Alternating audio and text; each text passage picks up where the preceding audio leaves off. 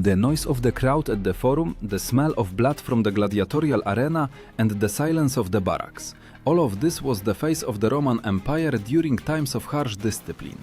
But imagine another side, 6,000 men dressed in identical armor, and one order that decided their fate. The question that stood before them, obey or die. History knew many massacres, but rarely when the emperor himself raised his hand against his own army. What had to happen for an entire legion to find itself doomed? The answer to this question is hidden in one of the most terrible instruments of Roman military discipline. Ancient authors, such as Suetonius and Dio Cassius, wrote that discipline in the army was as merciless as the enemy's sword. In Rome there existed a special method of punishment, decimation. This word meant the destruction of every 10th man in a unit if it showed cowardice or rebellion.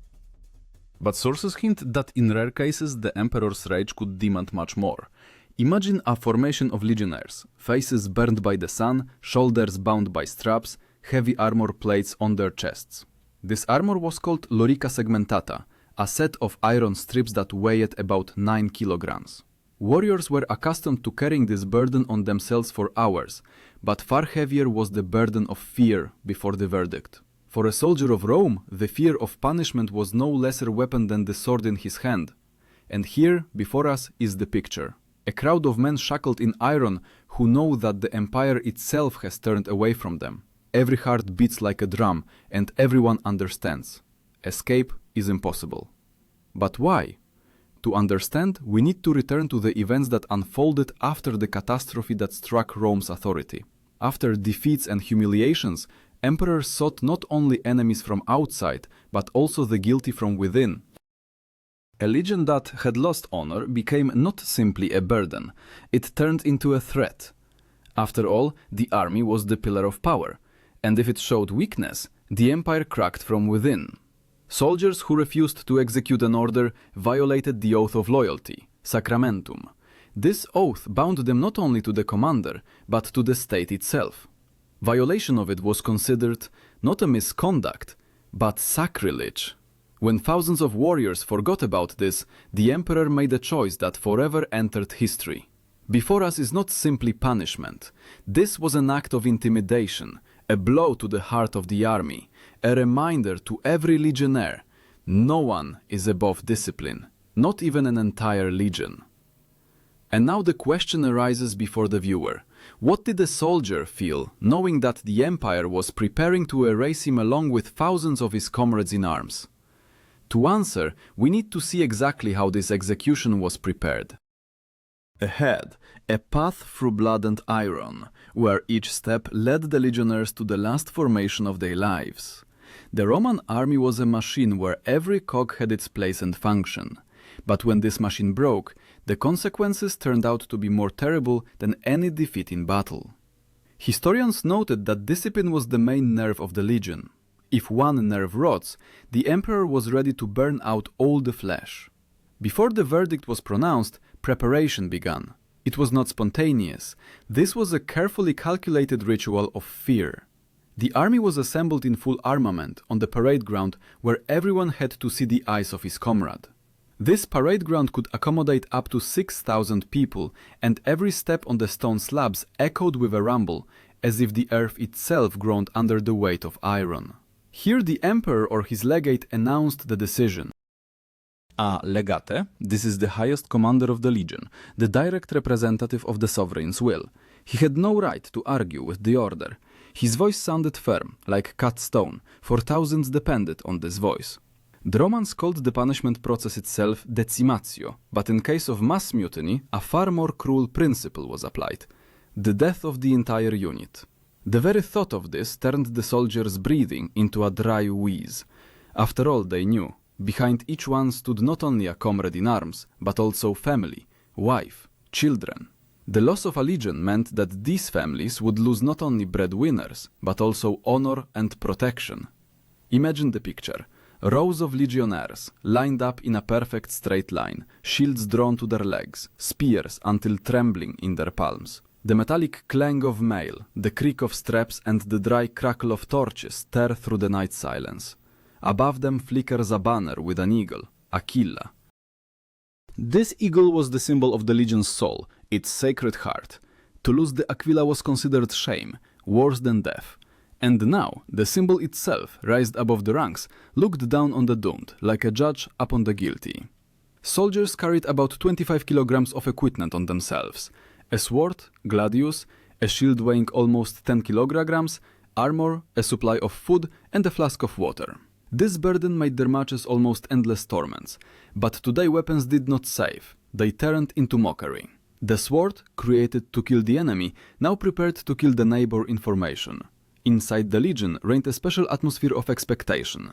Centurions, commanders of hundreds, walked along the ranks. Their voices sounded muffled. They knew that now their word would not save the soldiers. They saw how the fingers of young recruits trembled, how veterans who had gone through dozens of campaigns looked at the ground, not daring to raise their eyes. Before everyone's eyes was the same image, death not on the battlefield, but at the hands of comrades. Historians note, punishment was never instantaneous. It was prepared with cold calculation. Soldiers were given bread and water, the last ration. The ice in the stomach became stronger when tribunes, junior commanders who rose through service, began to read the list of names. In case of decimation, every 10th man drew lots. But that day, rumors said that lots were not needed. The execution would touch everyone, and this knowledge killed hope. Archaeological data shows that at sites of such executions they found pits with bones, neatly stacked in rows. This was not chaotic slaughter. This was the order of death, Roman order, brought to the limit. Thus the empire showed, discipline stands above life. In such moments the legion ceased to be a combat unit and turned into a shadow of itself. The viewer may ask the question, what is more terrible for a soldier, to die in battle by the hand of an enemy or to fall by the sword of a brother in arms? But the Roman army knew the answer. The fear of internal verdict was always stronger than the fear of external enemy. The silence of the parade ground rang. Warriors heard each other's breathing, like dying sighs. And when torches cast glints on the cold blades of gladii, everyone understood there was no way back. But the execution itself had not yet begun. Ahead was the most terrible thing, the moment when discipline and blood would merge in a single blow that would shake the entire army. And precisely there, at the beginning of the execution, history acquires an inhuman scale. Dawn over the legion's camp came slowly, as if the day itself did not want to see what was to happen. The sky was painted red, as if warning in advance of a sea of blood. Thousands of warriors stood in formation, arranged by cohorts. A cohort. This is a tactical unit of approximately 500 soldiers, the main building block of the legion. Now these building blocks were not supposed to defend the empire. They were to be broken. According to sources by Tacitus and Dio Cassius, such punishments began with absolute silence. Commanders ordered to lay down weapons, and the sound of swords falling to the ground was like the hammering of nails into a coffin lid. Warriors knew. Their gladi would no longer serve them for victory. They would become instruments of internal reprisal. The tribune stepped forward and loudly read the accusation. He spoke of violation of the oath, of shame, of the fact that the legion had shown cowardice or disobeyed a direct order. Each word cut the ear stronger than the blow of a whip. Soldiers knew. No justifications would be heard. Sacramentum. The oath they gave to Rome and the emperor was sacred. Its violation was considered betrayal not only of the army, but of the gods themselves.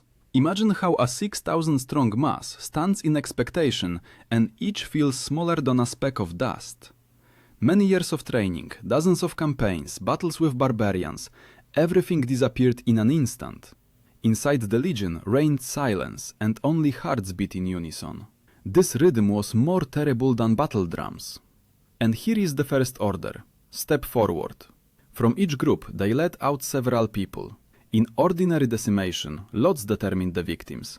But if the emperor decided to destroy the entire legion, lots lost meaning. All that remained was doom. Soldiers had to execute the sentence themselves. Those who remained in formation beat and finished off their comrades with clubs and stones before delivering the final blow with a sword. This was done intentionally. Rome demanded that fear and guilt fall on the shoulders of all. To kill an enemy, valor. To kill a brother, eternal trauma. It was precisely this trauma that was supposed to temper the remaining legionnaires so that the thought of rebellion would never arise again. Descriptions by ancient authors paint a terrible picture. Blood flowed along the ground, turning the camp's dust into viscous mud. The screams of victims tore through the formation, but no one had the right to turn away. Centurions watched to ensure everyone participated. If someone tried to retreat, he himself was thrown to the victims. Imagine the smell. The iron of blood mixes with the smoke of torches. Skin burns from the heat of armor. The throat dries up. This was not simply an act of punishment.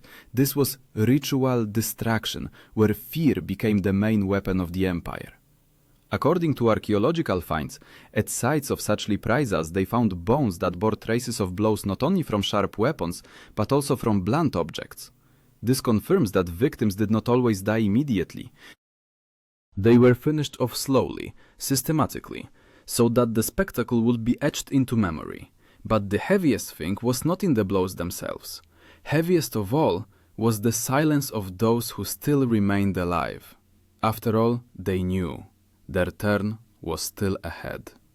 The eyes of legionnaires met, and in each gaze was silent recognition. We are dying not as warriors, but as victims of our own army. At that moment, Rome showed a monstrous paradox. An empire that built roads for thousands of kilometers, aqueducts, cities and temples, could in one moment turn into the executioner of its own sons. And it was precisely this cruel duality that made it strong. But even more terrible was that ahead awaited the culmination, the moment when execution ceased to be selective and turned into total extermination. This was a blow that shook even those who were far beyond the borders of the camp. When the first bodies crashed to the ground, it seemed that the earth itself shuddered from the weight of armor and human flesh. But this was only a prologue. Soon the execution acquired unprecedented scale. Now no longer dozens and not hundreds, thousands of people understood. Their turn was inevitable. Sources report that it was precisely in such moments that the emperor's anger reached its limit, and the execution ceased to be symbolic. It turned into a weapon of intimidation, directed at all of Rome. Soldiers, arranged in cohorts, stood under the ominous sign of the eagle. Aquila, the sacred banner of the legion, fixed on a long staff, towered over everything happening, like a cold witness. The eagle of gold or silver gleamed in the rays of the sun, and it seemed as if Jupiter himself was watching the execution of his children. To lose this symbol was considered shame worse than death, but today the very fate of the legion was worse than any shame. The punishment acquired a strictly defined rhythm. Each cohort was brought out to the parade ground in turn. Centurions, commanders of hundreds, gave the signal and began what the Romans called supplicium. This term meant not simply punishment, but torment brought to the limit. Warriors beat each other with stones and clubs, finished them off with swords and spears. Each blow echoed in the silence of the camp. The picture was more terrible than any battle. In war, death came quickly. The shield did not hold, the spear found its target, and a man fell. Here, death was drawn out. Soldiers knew they were killing friends with whom they had shared bread, water, and cold nights of campaigns.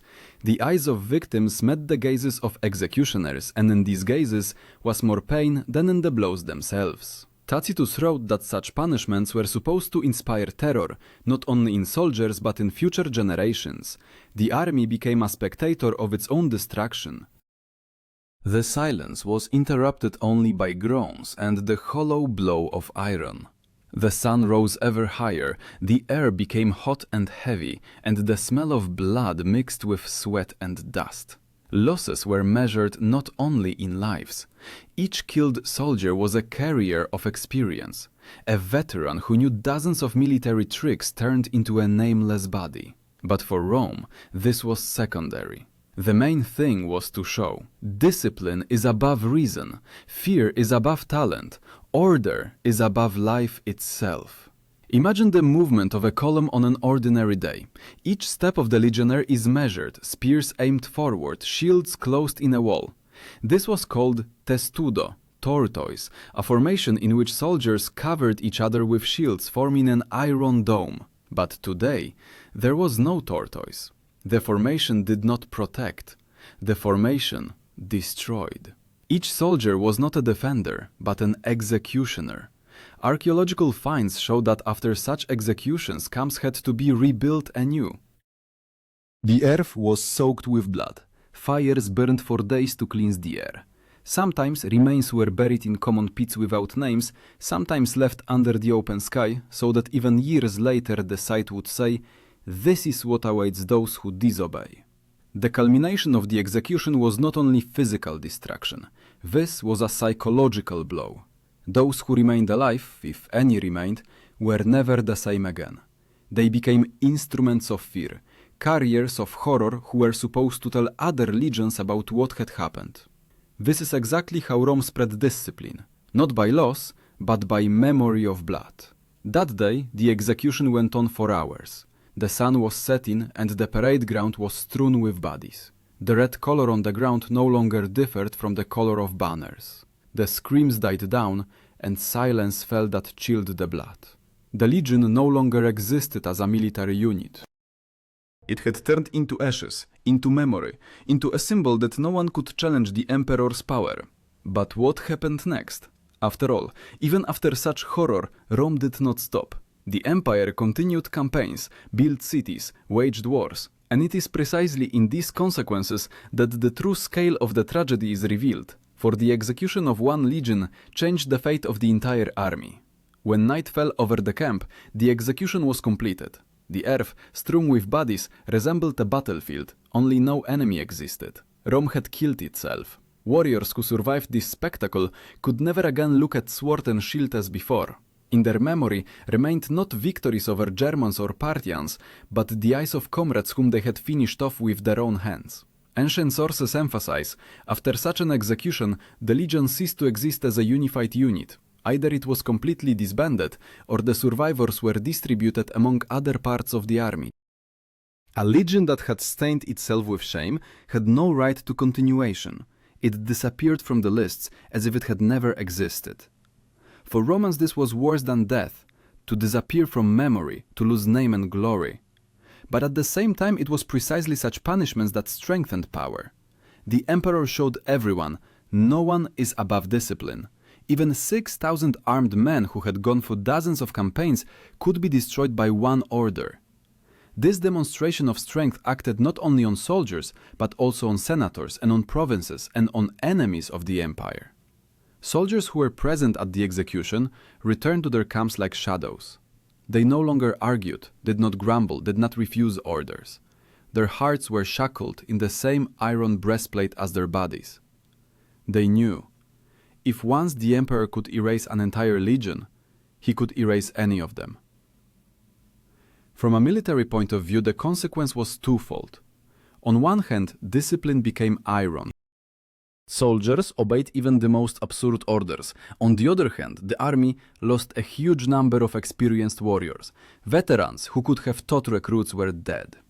But Rome was so rich in human resources that it allowed itself such losses. Provinces annually supplied new recruits, and the wheel of war continued to turn.